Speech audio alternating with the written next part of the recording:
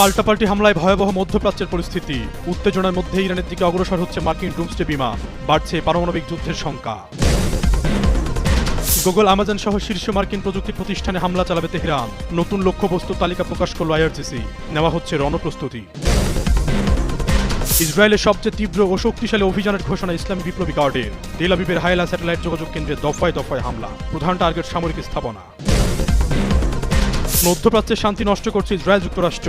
তেহরানে মার্কিন হামলা ঘিরে দ্বিতীয়বারের মতো মুখ খুলল উত্তর কোরিয়া। ইরানের নতুন শাসক মুস্তাফা খামেনিকে সমর্থন। ট্রাম্পের হুঁশিয়ারিকে বৃদ্ধাঙ্গুলি দেখিয়ে তেহরানে লাখো মানুষের ঢল। নিহত সেনা সদস্যদের কফিনের পাশে ইরানিদের হাজারি। প্রতিশোধের নেশায় মরিয়া পুরো জাতি।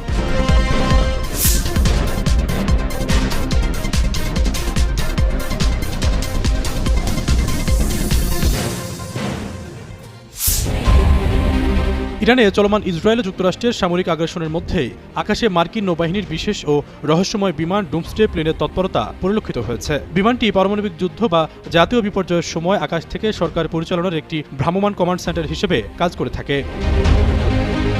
ব্রিটিশ সংবাদ মাধ্যম দ্য ডেইলি মেইল গত ৯ মার্চ এই নিয়ে একটি প্রতিবেদন প্রকাশ করে। এতে দাবি করা হয়, গত ২৮ ফেব্রুয়ারি ইরান যুদ্ধ শুরু হওয়ার পর থেকে ফ্লাইট ট্র্যাকিং ডেটায় মার্কিন নৌবাহিনীর E-6B মার্কারি বিমানের একাধিক উড্ডয়ন শনাক্ত হয়েছে। বোয়িং 707 এয়ারফ্রেমের উপর ভিত্তি করে তৈরি করা এই বিমানগুলো মূলত পারমাণবিক হামলা শুরু হলে আকাশ থেকে পাল্টা সামরিক পদক্ষেপ ও কমান্ডো পরিচালনার জন্য নকশা করা হয়েছে। পারমাণবিক সাবমেরিন, সেনা ঘাঁটি ও স্যাটেলাইটে পৌঁছে দেওয়ার সক্ষমতা রয়েছে এই ভাসমান কমান্ড সেন্টারের। ফ্লাইট ডেটা বিশ্লেষণ করে দেখা গেছে, গত ২ মার্চ যুক্তরাষ্ট্রের আকাশে দুটি E-6B বিমানের বিশেষ উড্ডয়ন সম্পন্ন হয়। এর মধ্যে একটি মেক্সিকো উপসাগর উপকূল থেকে মেরিল্যান্ডের পাটুটেস্ট বিভার নেভার এয়ার স্টেশনে অবতরণ করে এবং অন্যটি নেভাস্কার অফুট এয়ার ফোর্সেস বেস থেকে উড্ডয়ন করে পুনরায় সেখানেই ফিরে আসে। ইঙ্গিত পাওয়া গেছে আরও বেশ কিছু বিমান আটলান্টিক মহাসাগর পাড়ি দিয়ে পারস্য উপসাগরের দিকে অগ্রসর হচ্ছে। তবে এই বিশেষ উড্ডয়নগুলো নিয়ে মার্কিন প্রতিরক্ষা সদর দপ্তর পেন্টাগন কোনো মন্তব্য করতে রাজি হয়নি এবং তারা একে অপারেশনাল সিকিউরিটি হিসেবে উল্লেখ করেছে।